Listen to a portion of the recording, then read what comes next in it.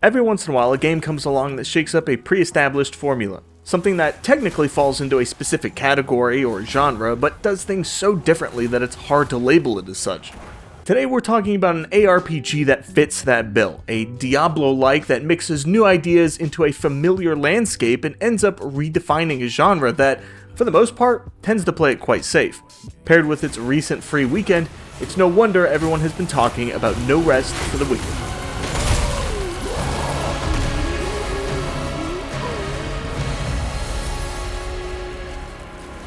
I'm a little late to the party here, but I really wanted to spend the time to dig into the game's systems. Well, that, and I found it difficult to stop playing it in my free time and actually write about it in my free time.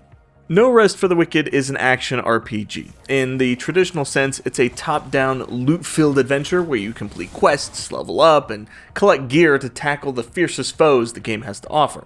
In the more contemporary sense, there are no classes, instead opting for a stat-based progression system where you define your own playstyle based on what you invest points into.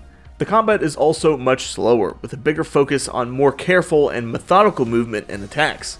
If this is ringing Dark Souls bells for you, you're getting the idea.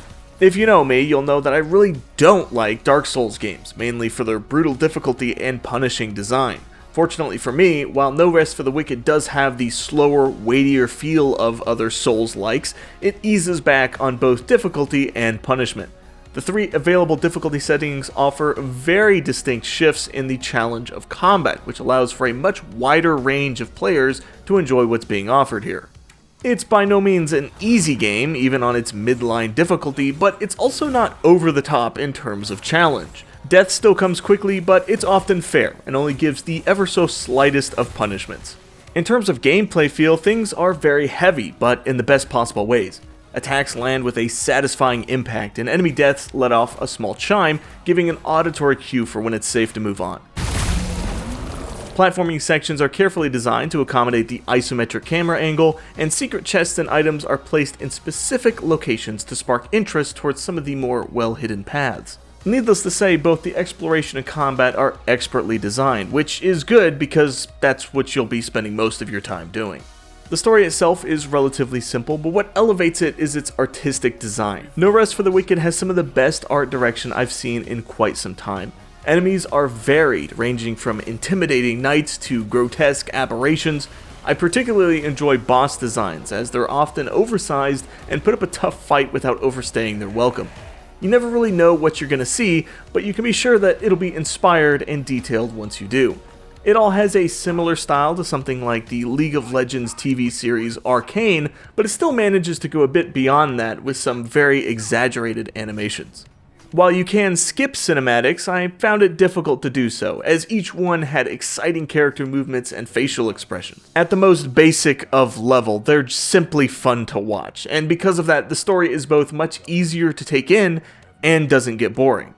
Characters from a writing perspective weren't anything terribly captivating, but it was their visual design and execution that makes them much more memorable and likable. I'm not saying I walked away fully understanding the lore and character motivations, but I did sit through it all because I enjoyed watching the scenes, even on multiple characters. Audio design is one of the most underrated aspects of any game design, and No Rest for the Wicked seems to understand that on a very deep level. It's difficult to explain why audio plays such a massive part of each aspect of game design without digging into human psychology, but I'll forego the long-winded, pretentious lecture and just give some examples. An isometric perspective like this offers a clearer view of your surroundings and gives the gameplay design breathing room to place more threats and challenges in a wider angle around the player. In this case, a full 360-degree angle, since you can see all around your character. This works beautifully for developing combat and environmental threats, but it takes a lot away from the immersion you have with your avatar. The further your view is from the action, the more action you can put on the screen, but the less immersive it all becomes as you pull the player further and further away from the character involved in that action. This is one reason why first-person games are so popular, for their immersion. No Rest for the Wicked solves this dilemma through two major factors, the first being the dynamic camera, which shifts depending on what's happening and where, which eliminates empty space on the screen. The second, and the one that I believe has more impact, is the sound design. While the view may be pulled back, the audio remains loud, spatial, and perfectly mixed. When exploring forest and beaches, footsteps begin to pick up. giving you a feel for what's underneath your feet. Is it soft sand, hard cobblestone? If your character has heavy armor, their pace slows down. Their armor clumps with each step. If you're lighter, you have a more brisk pace, and you can hear the grass wisp by quicker. When you're gathering resources, hitting a perfect strike against an ore deposit lets out a loud crunch.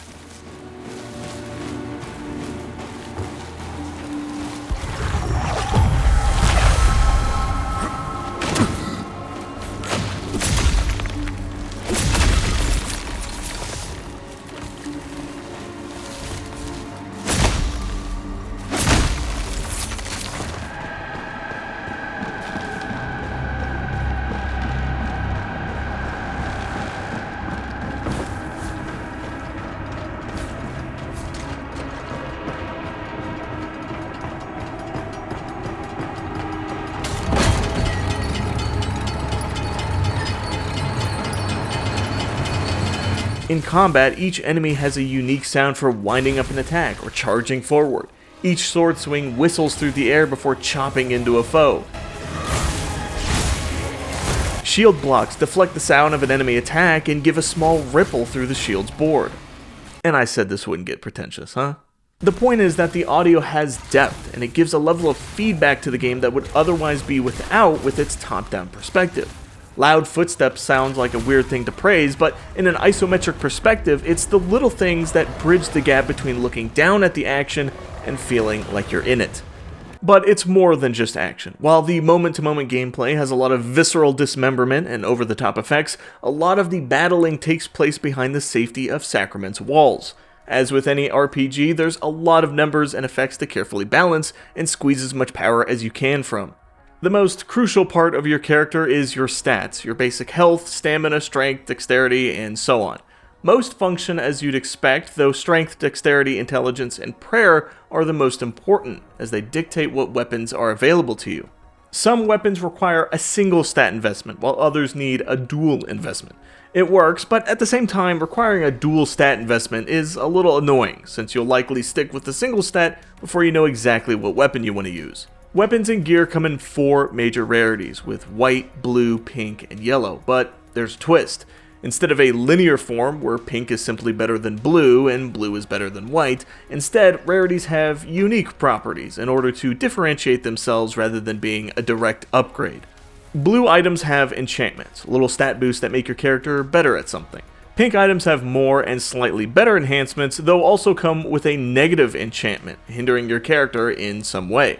So while there's a higher ceiling to the pink gear, you're also going to need to make a sacrifice in order to get that extra power. So while pink gear is typically stronger than blue, it doesn't completely overshadow it. It's great at building your character for a very specific playstyle, but blue gear is much better for a more well-rounded setup.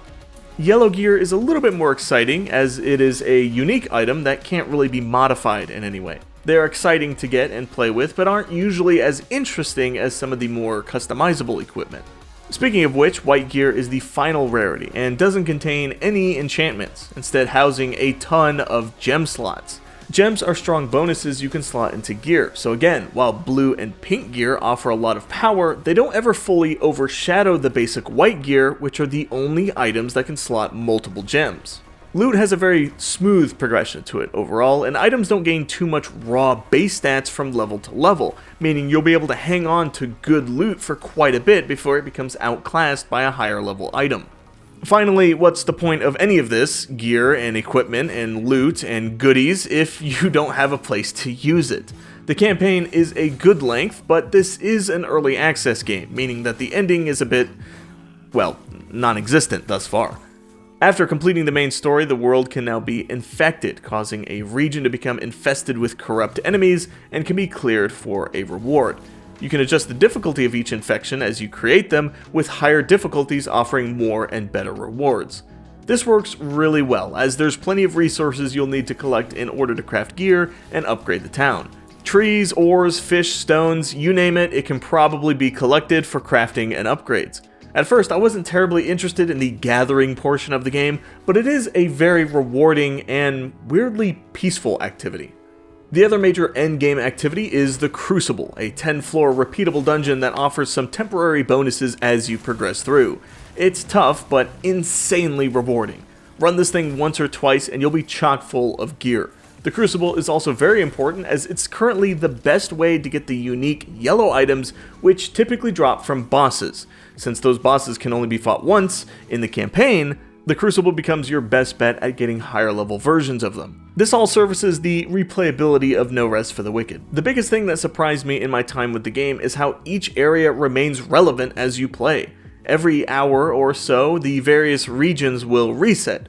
All the chests, all the enemies, all the resources, everything. It gives a reason to return to those previously visited areas, and enemies begin to scale up over time, keeping them from being too easy.